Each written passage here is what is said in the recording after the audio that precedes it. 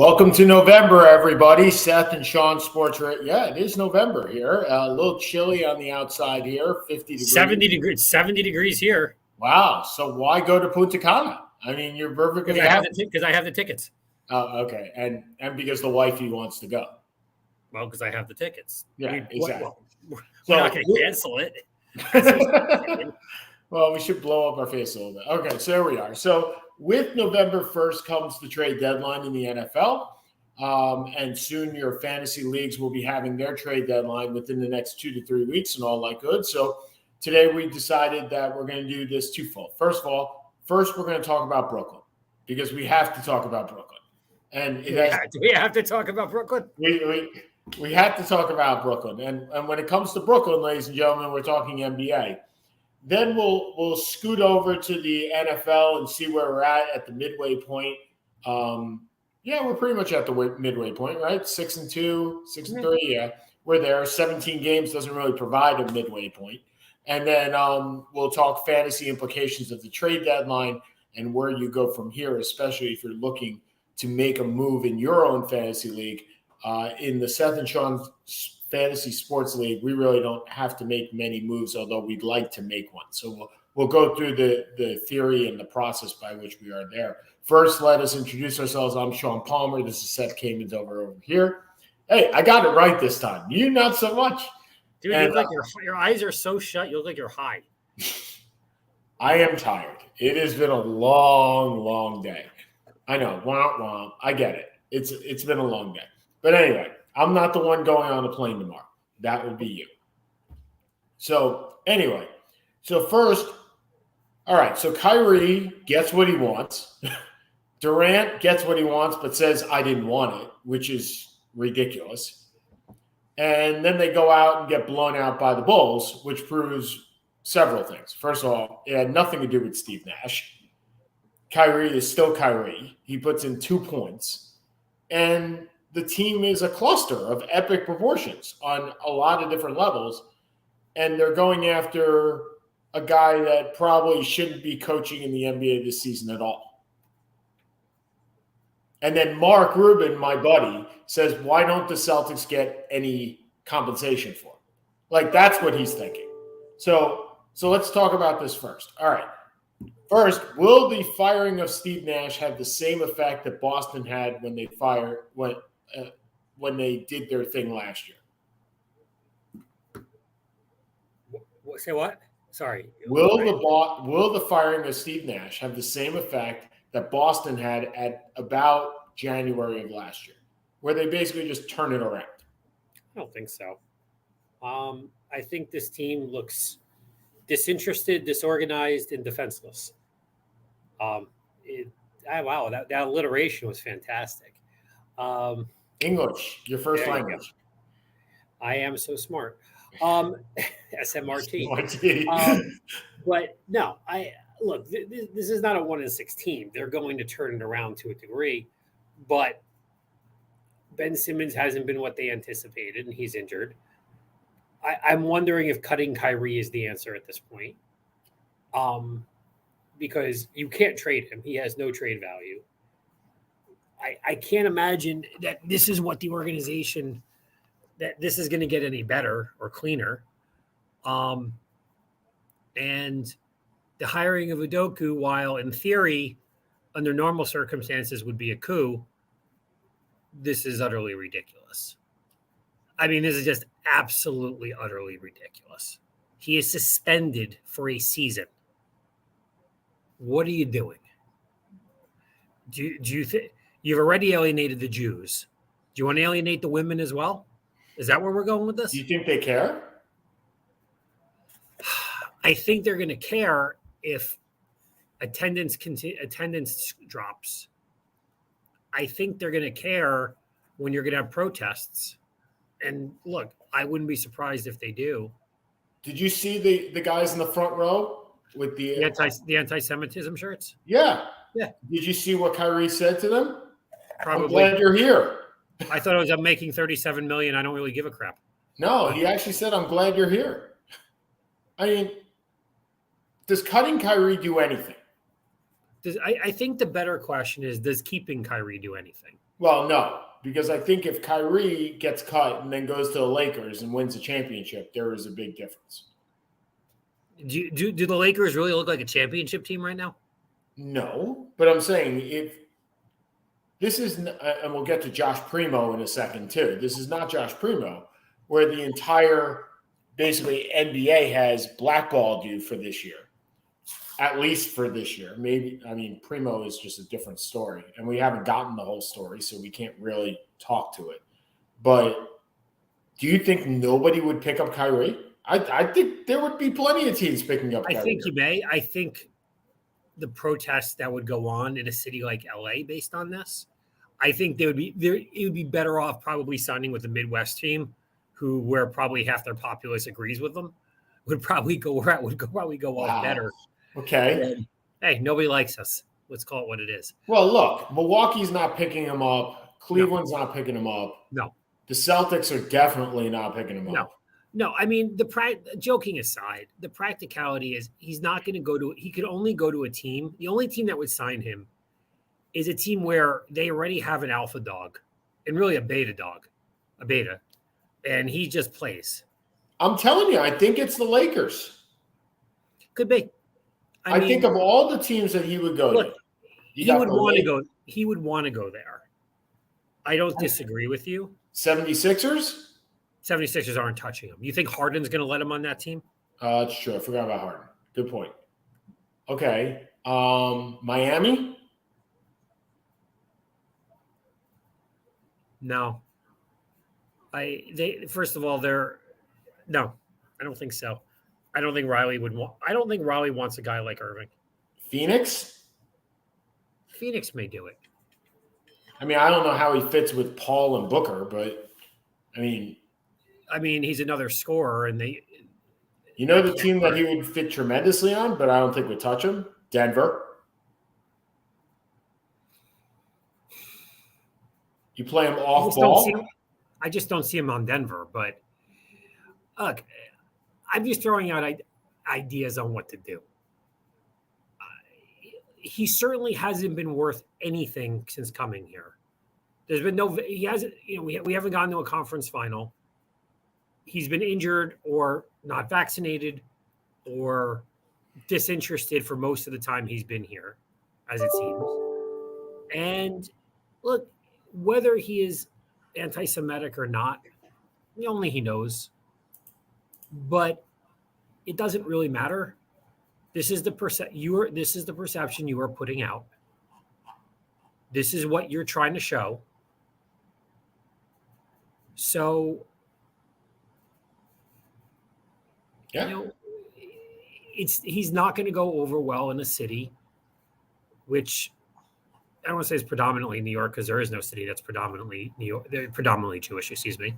But I'm not sure he's worth the aggravation.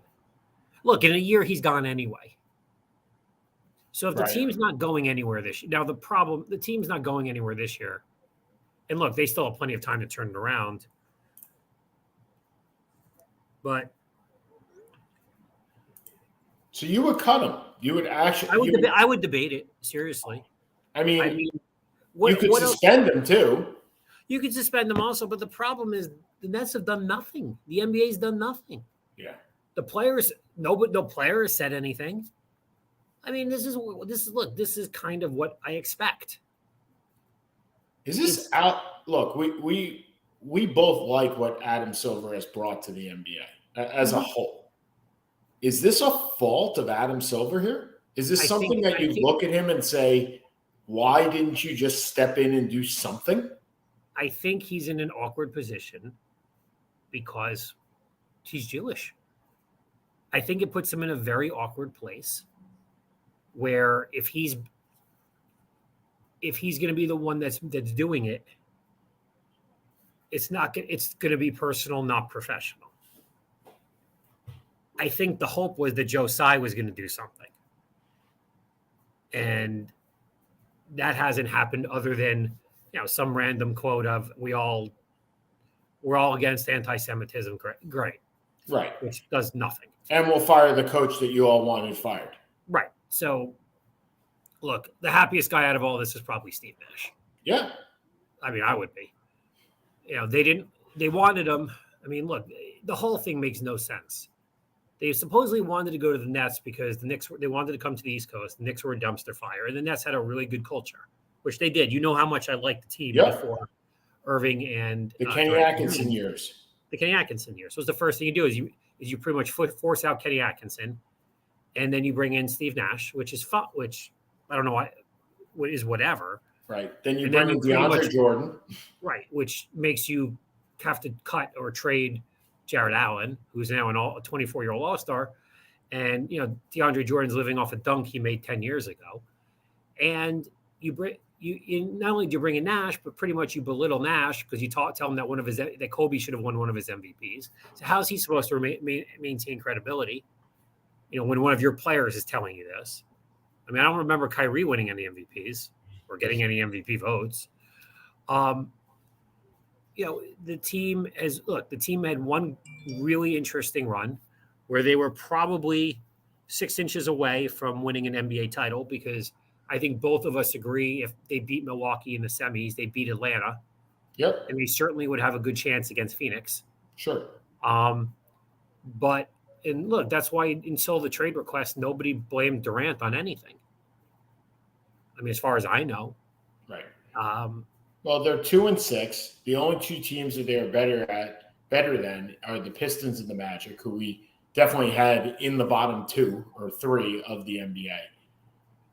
And look, they're a negative 6.8 points per game.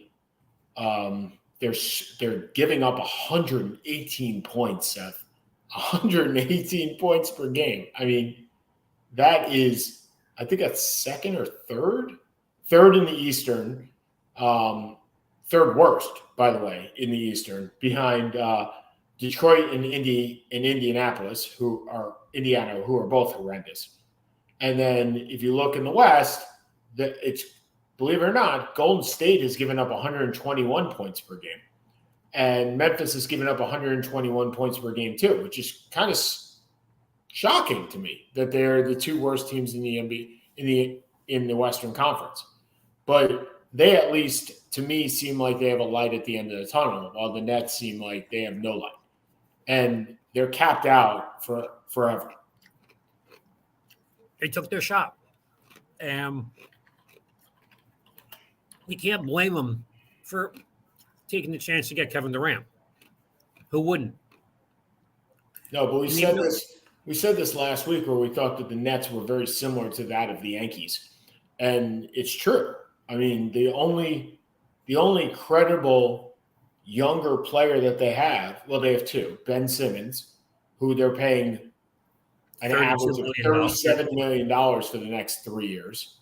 Yep. And then they have Nicholas Claxton, who's 23. Other than that, they don't have much. Durant's 34, Irving's 30, Joe Harris is 31, Royce O'Neal is 29, Seth Curry is 32, Patty Mills is 34. And here's my better question to you, Seth. Do any of those guys have legitimate trade value? Because I don't think any of them do. Probably Seth Curry when he comes back. You just traded a first-round pick for Royce O'Neal. Could you get a first-round pick back for Royce O'Neal right now? No. Well, considering Utah has 24 of the 30 first-round picks that are available next year. Okay, come on. Not. Well, I'm saying no. I didn't understand the trade when they made it, so I can't speak to it. Right, but could you get a first? You could get a first, obviously, for Durant. You can get several if you wanted to do it. But could you get multiple first-round picks for Ben Simmons right now? No. Could you get one for Joe Harris? Not $19 million. No. Seth Curry. If you're a 3-point shooter away from being an NBA finalist, maybe I can see that. A low first-round pick, maybe. Yeah. Well, if you're trying to make the NBA Finals, you're not going to be a top 10 pick. Right. No, but I'm saying he also is in the last year of his contract, so this is it, right? And he's a rental to begin with. But overall, it is, and that's even before signing Ime Udoka to coach. Like, we haven't even gotten into that. And that, to me, is the cherry on top to me. That is the WTF. What are you doing? Go get Quinn Snyder, please. Look, you want to coach with credibility. You want a coach who can coach defense. You want a coach who had problems 15 years ago, but they're gone. And you want a guy who's won in the NBA. Go get Quinn Snyder, who has good-looking hair too. I mean, I'm jealous of anyone's hair. So solid hair. I have height envy. You have hair envy. Okay. The fact is, look, and this is straight up to Mark Rubin. I will tell you this flat out. The Celtics would be happy to give him away. Happy. They're not asking for compensation. They're not asking for a chink in. They want this gone. They want this problem gone. I mean, I predicted that the Celtics coach, Joe Massolina, he would win Coach of the Year. I still think he'll win Coach of the Year. But I think more importantly, Ime Udoka is never getting that job back. Not one bit. No. He is not Alex Cora. This is, dude, you hit on Brad Stevens' assistant. You're not going, and then you slept with her. You're not getting back into that. Like, you're not coming back into the good graces. The Celtics would drive you to the Massachusetts line, the state line, to get rid of him. There's nothing there. There's absolutely nothing there. All right, you want to talk Josh Primo for a second? I was shocked. I really didn't have much of an opinion on it, to be perfectly honest. I don't really. Josh know. Primo, for those, Josh Primo was a first-round pick last year of San Antonio, one of the rising stars with the Spurs. And suddenly he gets released last Friday night without any reason whatsoever. He then puts out a statement that says, I'm taking time off for mental illness and to do something with his mental health. I'm paraphrasing here. And then reports out of Adrian Wojnarowski and a couple of other reports where he was let go. By the way, 2 weeks ago, the Spurs had picked up his fourth-year option. So they're paying for this year and next year, even without him being on the team, because he exposed himself to several females. I'm not saying it's excusable. He did the naked guy. But hold on. I'm not saying it's excusable because he's 19 years old, but let's remember this kid's 19 years old still. No, well, the funny part was one of the reasons supposedly that Popovich liked him was because he had a maturity beyond his years. Apparently that was specific. That was specific, I guess, to the basketball court. I don't remember exposing myself to any 19-year-old when I was 19, anyone when I was 19. I probably would have loved the opportunity to if there was someone who wanted to see it, but it wasn't there. Hold on. So you don't remember in college, and I didn't do this, but I do know people that did, that flashed other people? Not really. I'm sure there were people who did, but they were not professional. They were in college. They were not a job. Josh Primo had the opportunity to stay in college. I get that. He chose to become a professional. You lose that when you become Do you though? I guess there's a point where I'm kind of curious, and we talk about this a lot, especially when the NBA is looking to get rid of the one and done rule, right? Where you can have people coming in at 17 or 18. And to me, you still have to remember these are kids. These are 18-year-old kids with maturities of 18-year-old kids, not 28-year-old kids. So tough. Okay. It's not like he got drunk. Well, we don't know if he did or didn't. No. What I'm saying is you made a determination to go pro. Yep. You chose to forego playing in AAU or playing in the G League or not the AAU, playing in G League or playing in college. If you're in college, how is the G League any different, by the way? Than college? How is the G League any different than being in the NBA? You're still getting paid. Fine, but there's not as much attention to you. Okay. When you're in the NBA, you're one of 500 people in the world that are playing in the best sports league in the best basketball league in the world. There's no avoiding it, regardless of where you play. If you're a 19-year-old doing this at University of Alabama, Nate Oates may suspend you for 3 games. True. You chose to go pro. There are certain things that you can't do. Okay. You became a professional in life. That was a call you made. You're making your money. You made the call. You live with the consequences of your actions. Okay. But do you think that this was the right consequences? That's my question. Do I think he would have been cut if he was in Brooklyn? No. So he was cut because he was in San Antonio. He was cut because Greg Popovich was his coach, and Greg Popovich doesn't put up with any of this crap. Okay, that's fair. This is only based off of what we know. Right. No, there could be 1,000 different. Look, there is a reason that nobody. We don't know the reason, but there is definitely a reason that nobody picked him up on waivers. Right. Yes. Nobody picked him up for $3.5 million that this guy was a top 20 pick in the NBA. Yes. You would have gotten him for free. I mean, you look at a guy like Kyrie and you say, okay, Kyrie's going to, I believe if he gets waived, will get picked up by somebody for the minimum, which is probably $1.5 million at this point. If this guy's getting picked up, you got to, I don't want to make assumptions, but there is the logical thinking that the 19-year-old did something far worse than, or perhaps worse than just flash people.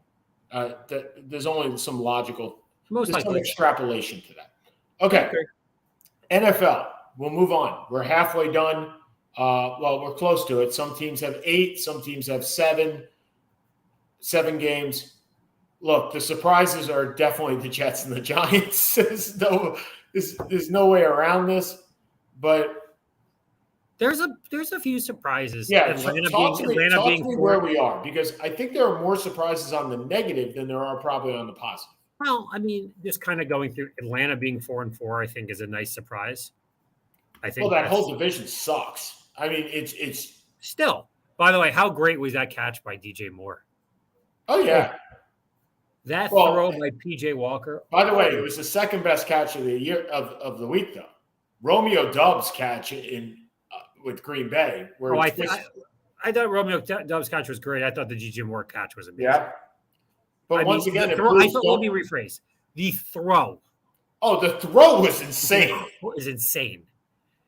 The DJ Moore the Doubs catch is a more difficult catch, but that throw by PJ Walker, let's be honest, is about as good a throw as anyone has ever seen on a single pass. Well, and I think the thing is we forget how strong these guys are, right? We forget how far these guys can really throw. Like Rodgers the other night, I think it was last week, right?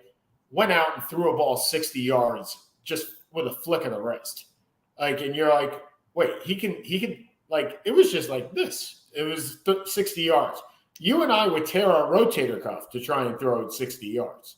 So, I mean, it is impressive that even the, 4th or 5th or 6th round picks can still throw it that far. And you're right. PJ Walker is a great story. I mean, he may be the starter for the rest of the year. And he may win some games, much to the chagrin of David Tepper.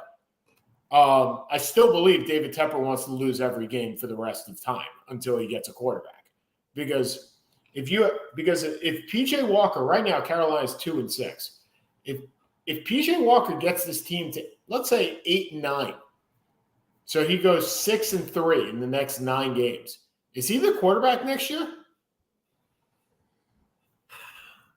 Because I think you have to give it to him if he goes 6-3 in the last 9. I think you see where you are.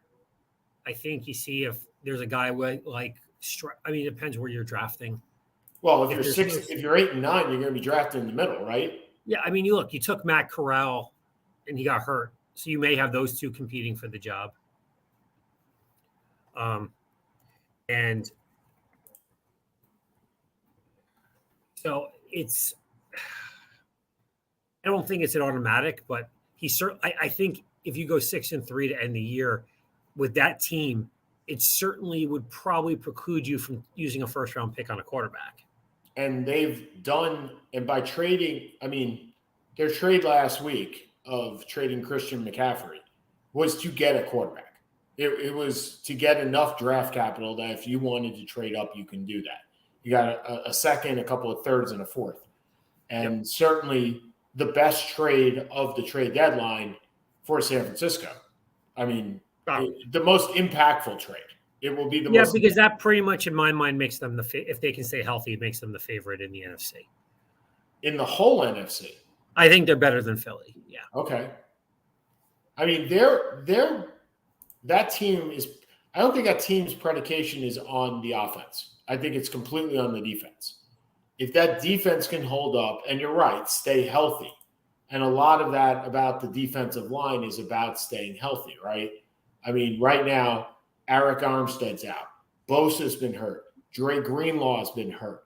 Javon Kinlaw has never played. Like, he's played like 3 games. Those are the guys that have to stay healthy. And I won't say I disagree with you. I look, until Philly loses, they're still 7-0. and yeah, I'm not saying anything negative.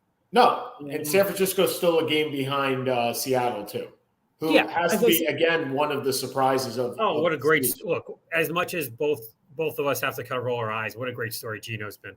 Oh yeah, well that whole team's been a good story, right? Because you and I dismissed this team. Yes. In the preseason, we absolutely did. I don't think even they were discussed. It was more discussion whether Pete Carroll was going to keep his job, right? And whether we liked the Russell Wilson trade, and we were both kind of. I don't think either of us were ecstatic either direction on it. And props to my friend Sean Vidge, who is a diehard Bronco fan and despised the trade from the day it was made. Despised it. Well, what both of us did say was they were going to give Russell a lot of money and way too much of it. Yes. And that's exactly what happened, right? And look, I'm not saying that trade is a disaster. It's just a disaster right now. He hated the trade from the outset. So you have to a Bronco fan, he hated the trade from the outset. Well, because when you pay – look, there's something that a lot of people don't know about Russell Wilson. More importantly, about Russell Wilson's agent. So most of the time when you make deals, you scratch my back, I scratch yours, right? That's the way deals are made. So Russell Wilson's agent is Mark Rodgers. Mark Rodgers is a baseball agent. He has one NFL client, and that is Russell Wilson. So he does not care if he pisses off the general managers. He does not care if he forces a trade. He does not care if he right, because he has no ramifications based on there are no other clients. So when he made those deadlines in Seattle and got those $40 million salaries, there was no ramification for him.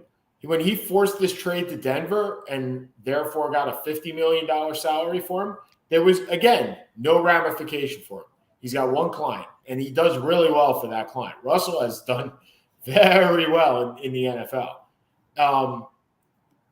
But if you look at their team, look, Kenneth Walker has 5.4 yards per carry, Seth. I mean, really kind of regretting dropping him after the second week of the season. Not in our league. No. Not in our league. I don't regret picking him up after the second week of the season in my other league, and now he will be my keeper in the 11th round. That is a good keeper. Look, Rashard Penny goes out. Geno Smith is their third leading rusher still at 158 yards. Lockett, who we thought was really going to take a downturn without Russell Wilson, leads the team with 531 yards. And Metcalf has 473. Lockett may be a keeper for me in one of my leagues, which is words I have him at $4. Well, here's the better one. Will Dissly, remember, Will Dissly of signing 3 years and $18 million, where people are like, how do you sign that for a tight end, a blocking tight end, is the third leading receiver on the team. He's got 21 catches. Now, he's got one less catch than Noah Fant, who I thought was going to be the leading receiver on that team. Like, I thought the Fant part of that deal was amazing. I thought getting him.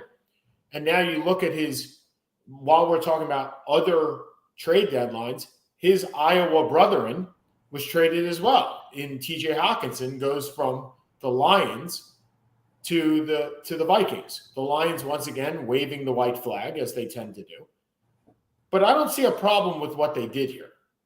I don't think he has a 5th-year option next year.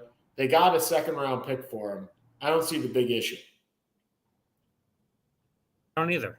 I mean, you're not trading. You're not 5-3 and trading him to a 6-2 team.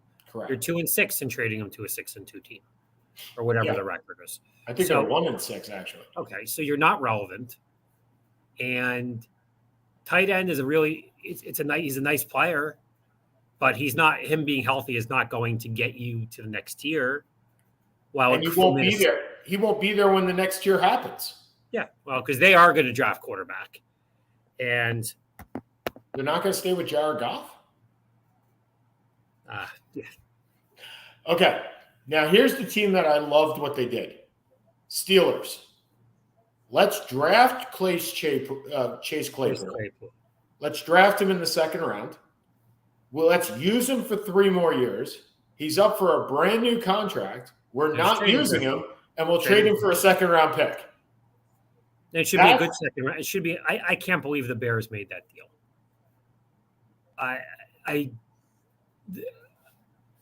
I'm surprised the Bears would trade a second-round pick. Well, remember they just got one.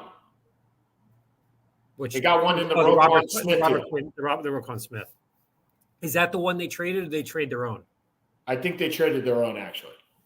If they traded that one, it makes more sense because that's pick 55, 56. Sure. To trade now, I think what is it? Claypool has 1 more year, I think. No, this is it. Oh, this is it. So you traded for a guy. You're a 3-5 team, and you traded for a wide. Now I get it. Look, they need a wide receiver. I have no issue with that. But are you really trading for a guy who could end up walking away from you at the end of the year? My apologies. 1 more year. He has 1 more year. Next year he's at 1.5. A little more sense, but still don't. Look, I love what Pittsburgh did in getting that pick back. That's number 1. Number 2, they weren't using him.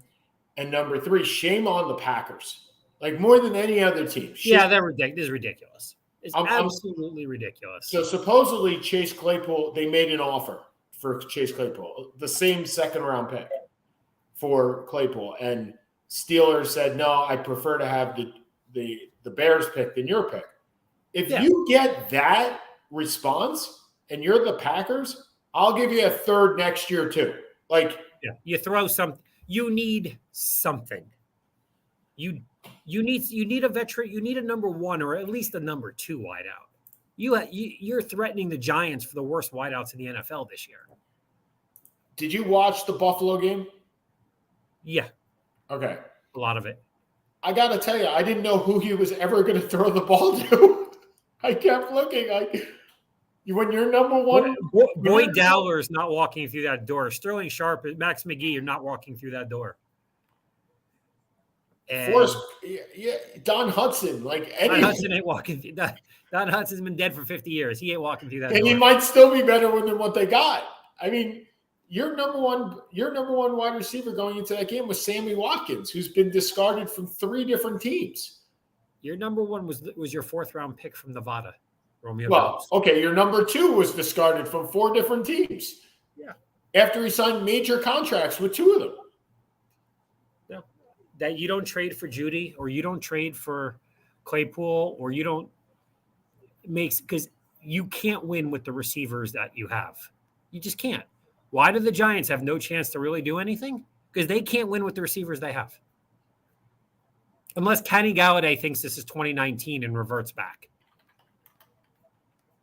Yeah, I'm looking up Aaron Rodgers' contract, and the reason why is I know he signed a big deal a couple of days ago. 3 years, a couple of years ago. I think it was 3 years, 150. But I want to see what the dead cap is after this year. No, it's not happening. I was like, do you know if he retires, which we know he won't, the dead cap is $99.7 million? And they can't trade him because that would be $99.7 million on the cap. I really don't know how this works. Maybe his girlfriend could put a voodoo spell or a witch spell on Green Bay and just kind of Now, after next year, it does drop to 24. So, like, he's got to get The through. question is, again, who's going to, unless you're a quarterback away from a championship, who's going to trade for him? Well, by next year, you'll know what you have with Trey Lance, won't you? Maybe. But you're not trading for him in the beginning. No, because you don't know what you have for Trey Lance. So no, after next year. No, not after this year. Oh, after next year. After next year. Because if he gets hurt again, you can't obviously. Right. So you'll know what you'll have him. You know what you have after next year. And then Favre will be Favre. It sounds like Brett Favre, doesn't it? I mean, Rodgers will be 41 years old, earning $24.5 million. Actually, I'm sorry, $40.5 million. And the dead cap will only be 24. Yeah, okay. You are right. You look at the NFC, the Rams, terrible. New Orleans, terrible. Tampa Bay, terrible. Green Bay, terrible. I mean, these teams have been lousy. And they've been good for so long. Like, we're not, except for Tampa Bay, I guess. But the last 3 years, they've been very good.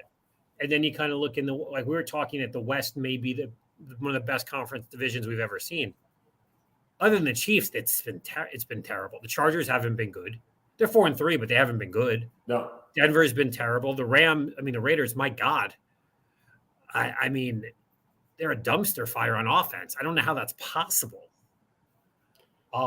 It's possible because the offensive line is horrendous. And Indy is looks like they may fire Reich. I mean, who saw that coming? You know, I mean, Cleveland's been disappointing, but you kind of knew Cleveland was, and Cincy hasn't been as good as we thought. But Cleveland although I don't think Brissett's done a bad job. No, Deshaun Watson supposedly is going to make his return December 4th. Yeah. So the question is, does that mean I make some trades in my fantasy leagues because I have them in 2 of them? No, I think you trade and you keep him and you trade the other guys. Well, that's what I mean. Yeah. I mean, I have him in one league too. I'm looking. It almost makes me want to stay in Jay Rose's league. I'm looking forward to his stats. I'm not looking forward to his return to the NFL. Let's leave it at that. I think that's how we all feel. I think that's it. So if we're looking, so Buffalo, we knew where they were, right? The Jets, even 5-3 is a surprise. I mean, 5-3 is a tremendous surprise. And are you more worried because they're going to face the Bills this week, and then how are you feeling right now about Zach Wilson? Oh,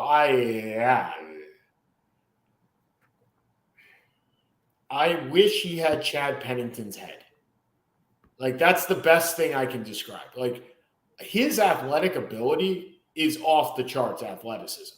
The problem is he's Nick LaLoosh, or at least he reminds me right now. Nuke LaLoosh. Nuke LaLoosh. He's got $1 million arm and a 10-cent head. And that's how he's playing. So he's against the Patriots. He tried to throw the ball away 3 times. 2 of them got intercepted. One of them was horrifying. And my theory is if you're trying to throw the ball away, throw it out of bounds. Like, out of bounds. All right. So I'm not real confident. They go play the Bills this week. Then they have a bye. If you told me I was going 5-4 into my bye, I would have taken that 100 out of 100 times. So you know what? We face the Patriots coming out of the bye. The Patriots do not look good. They certainly did not look good against the Jets. The Jets just looked awful. So can we beat them? The back half of the schedule, if I recall correctly, it was the front half that I was more concerned with. The back half of the schedule, okay, so at New England, let's call that a win for today. Sure. Okay, it's coming off a bye. So you're 7-5.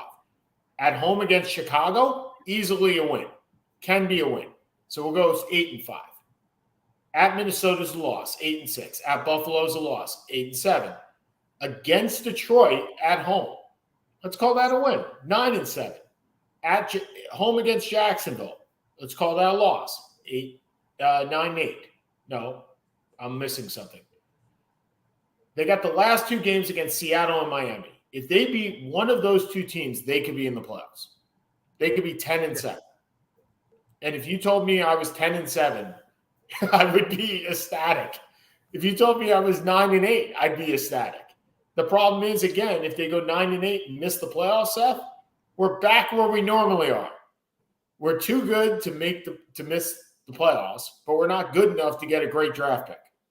And then, but I'll tell you, the last 7 games of the season, if Zach Wilson looks like he did against New England, we're going to be hunting for a new quarterback. We have to. I can't imagine any other way. Okay. New England, I think New England's about where we thought they would be, 4-4. I didn't think we thought that they would be great. I thought that they would be average. And Miami is playing better than I thought they would, especially since Tua missed a couple of games. Baltimore, right where we thought they were, 5-3. Cincinnati, less than we thought they were at 4-4. Cleveland, I don't know where we thought Cleveland was going to be. And we knew Pittsburgh was going to be a dumpster fire, right? The Titans are 5-2. Again, the class of that division. But that division sucks, so I'm not sure how big the class is. But we'll take it. Indy's 3-4-1 and probably going to have a coach fired. Jacksonville's 2-6. But I got to tell you, Jacksonville 2-6 is a good-looking 2-6. They actually have some uplifting momentum on that team. Urban Meyer is now gone. Doug Peterson coaching well. And Houston is 1-5 on their way to the number 1 pick in the draft, like we thought. Davis Mills will not be the quarterback of this team next year. No. But he will be the quarterback for the remainder of this year, which is all we really care about. Kansas City's 5-2. I don't know. Kansas City has looked okay, even being 5-2. Not great. They looked they lost to Buffalo. Yeah. And who else? I forget who else they lost to off the top of my head. Is it Baltimore? They lost to the Colts, 20-17. I'm not worried about Kansas City. They're a top 3 team in the league. Their offense has been impressive. Did you really expect anything less? Well, when you lose Tyreek Hill and you look, remember when they lost Tyreek Hill like 4 years ago, right? And they brought in Hartman, right? And they suffered for the first couple of games because Hill was suspended. And I thought they may have some of that again, where Mahomes would be looking for that guy, and that guy, the guy, just doesn't exist. You're parsing out all those catches amongst a lot of players, not just putting it into one. So I thought there may be some trials and tribulations. And the running game's just not good. Like, the running game hasn't been good, but it's not good. We talked about the Chargers. We talked about the Broncos. And the Raiders, it's just that it's offensive line, Seth. They just don't have it. And they've tried drafting for it. They've tried trading for it. And it's just not there. Amongst players that are picked up in the trade deadline to the AFC, Hines went to Buffalo. I don't think that's much of a fantasy league move, but I don't think it hurts them by any stretch. But I don't see the great help. But he's a good third down back out of the backfield. But isn't that why you took James Cook? Right. Miami picks up Bradley Chubb. I think that's an excellent move. That is. I mean, they did give up the first round pick, but okay, they gave up San Francisco's first round pick actually, but they're going to re-sign Chubb. And look, Miami's 5-3. You don't expect the Jets to be there at the end of the year, so I think Miami's got the inside track for a playoff spot. Right now, they're in the playoffs. They can make a run. I mean, their offense is that good. They also picked up Jeff Wilson. They traded Chase Edmonds, so they swapped that out. So basically, you have San Francisco East with Jeff Wilson and Rasheem Moser as your 2 running backs. It's not a bad offense. Gesicki finally showed up this past week. But as far as fantasy-wise, I don't think Jeff Wilson brings anything to the table that you weren't getting before. I don't think he's a guy you have to go seek out. New England does nothing because New England does nothing. Baltimore picks up Roquan Smith. My Lord. Yes, please. Yes, please. Like in the Ray Lewis, right? In the C.J. Mosley and Roquan Smith lineage of middle linebackers that go through Baltimore, he's going to sign a mega contract with those guys, and he's going to be there for like 8 years, and he's going to be amazing. And yes, please. And I'm glad we have it. IDP, That's your guy. Bengals don't make any deals. Browns surprisingly don't trade Kareem Hunt. That was surprising to me. Last year of his contract, don't do anything. And the Steelers pick up a second-round pick, which I really liked. The Titans don't do anything. The Colts don't do anything. The Jaguars make the best move of the trade deadline. Calvin Ridley for a Calvin Ridley. What do you think? What do you think the odds were that Jacksonville was going to get Calvin Ridley, and how much did Calvin put on it? It's well played. Thank you. For those that are unaware why I say that, Calvin Ridley has been suspended for this whole entire year because he gambled, hence Seth's joke. Gambled on his own team, actually, which made no sense. And he gambled, I believe it was like $1,200. Like it wasn't a whole lot of money that he put on his team. But still, gambling is gambling. And he was traded from the Falcons to Jacksonville for like a 5th or a 4th round pick. Calvin Ridley is a first-round talent and a Pro Bowl talent. If you have a chance to pick up Calvin Ridley in your leagues this week, pick him up and stash him as a keeper for next year. He's picked up in our league. We can't go grab him. But he's definitely a guy that if you have a keeper league, definitely look at. The Texans do nothing as the Texans do nothing. The Chiefs do nothing. The Chargers do nothing. The Broncos make the Bradley Chubb deal and pick up Chase Edmonds. Once again, why I am very happy we dumped Melvin Gordon, because now it is not only a 2-headed monster, but rather a 3-headed monster. With Edmonds, Gordon, and Latavius Murray, I don't think any of them really get any real time, and that's not going to happen. Let me ask you something. The Raiders, Derek Carr's on a year-to-year contract. Did you know that? Basically, he has almost no guaranteed money. Is that a quarterback happening? Is that a quarterback looking in the draft? Is that something where they're going to get out of the Derek Carr business and look elsewhere? I think it depends on where the pick is. I think if you end up at 4-12 and you're the 7th pick and Bryce Young is available, I think you kind of got to do it. But if you end up at 7-10 and you're the 14th pick and the 5th quarterback, is Derek Carr really your problem? That's fair. So Derek Carr, just for edification, you can get out of his contract at the end of this year with a $5 million cap hit. So basically nothing. Nobody's sweating the $5 million cap hit. Okay, let's go into the West, the NFC. The Eagles make the second best deal of the year, getting Robert Quinn. Rosebaum. Which one is it? Roseman, I think. Wiseman, I forget. Darn it. Eagles. Howie Roseman, once again, gets another defensive lineman for a 4th-round pick from the Bears. Bears doing very well in accumulating picks. They also have, I believe, about $120 million under the cap next year. So they can go out and get whoever the heck they want. Look, the Eagles are in the driver's seat, right? And now they have just more pass rushing ability. The Cowboys do nothing. Once again, Ezekiel Elliott's out, Tony Pollard stars, and everybody's wondering why Ezekiel Elliott's even still on this team.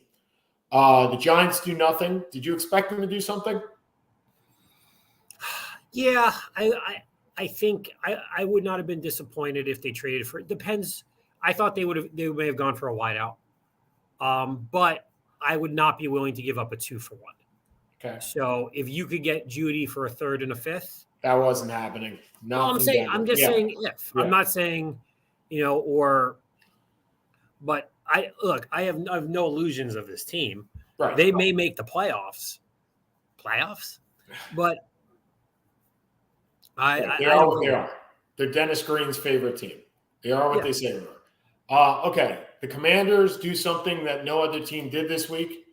Their owner, they finally got their owner to consider selling. That's right. Which best move? Actually, that's the best move of any team. Best move of any team. Best move of the decade. Look, he's going to make $6 billion. Like with a B. Okay.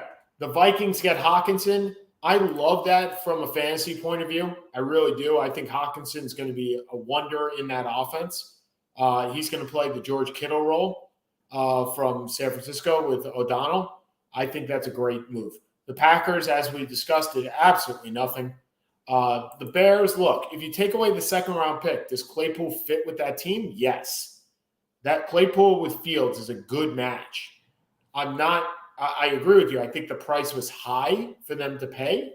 But if he becomes your franchise number one in that, and you got him for a second-round pick, I don't think, and 1 year to try it, I don't think you really lose very much. Fantasy-wise, I think he is a guy you want to look at, though.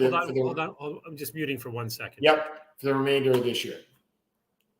The Lions just got more draft capital. The Falcons, we just talked about, they traded Calvin Ridley, and they picked up a couple of draft picks. The Buccaneers did nothing except got a divorced husband because, as we know, Tom Brady is now divorced. We thought that would last a little bit longer. The Saints do absolutely nothing. From understanding that Alvin Kamara was not even on the block, there were no talks between Buffalo, according to Brandon Beane, no talks between Buffalo and New Orleans. Carolina does what Carolina does.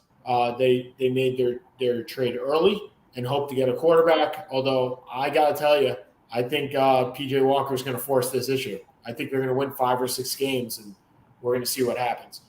Seattle does nothing.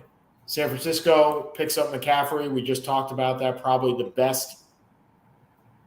best trade, at least for this year.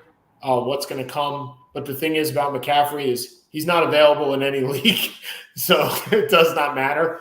But the ramifications of McCaffrey, Seth, you and I have talked about, because there are significant fantasy ramifications of Christian McCaffrey. And they go in 2 ways. First of all, I think Garoppolo is a better player with McCaffrey there.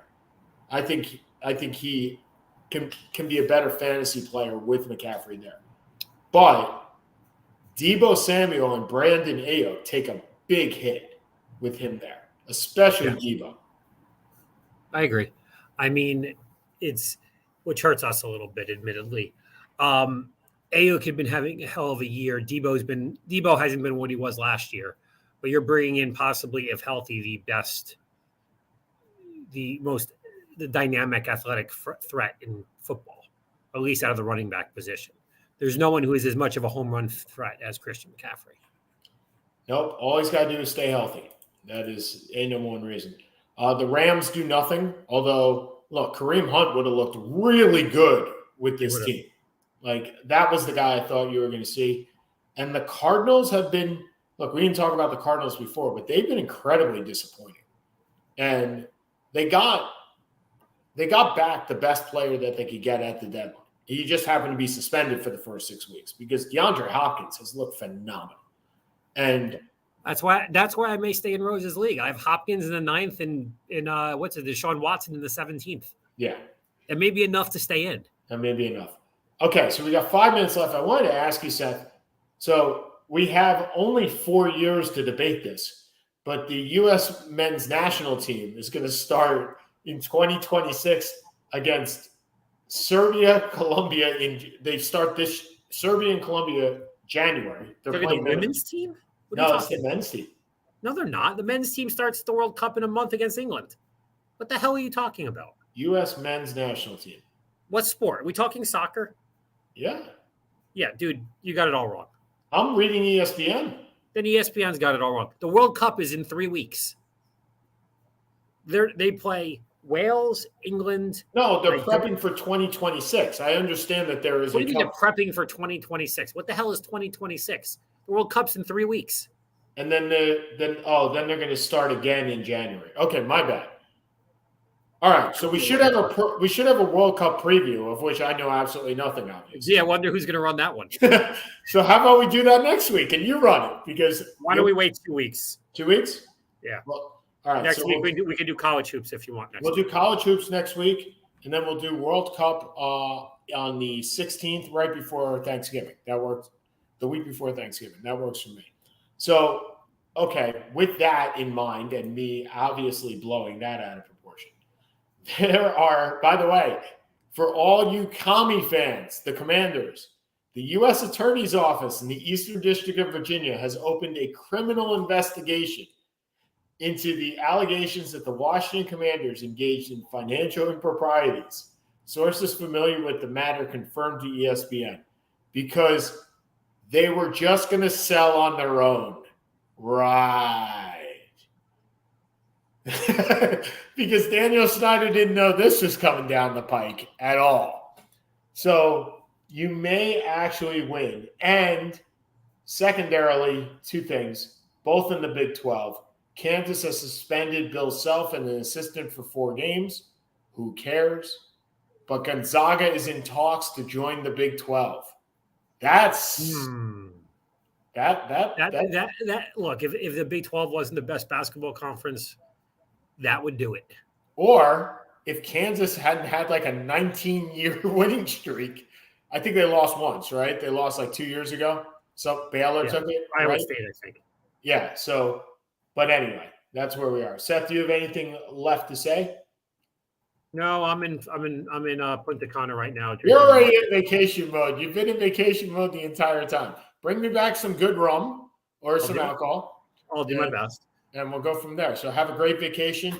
Everybody have a great week. Next week, NCAA basketball preview. Following week, Seth's going to talk about some football, but it's not the football I know. Some soccer, and we'll go from there. All right, everybody. Have a good week. See ya.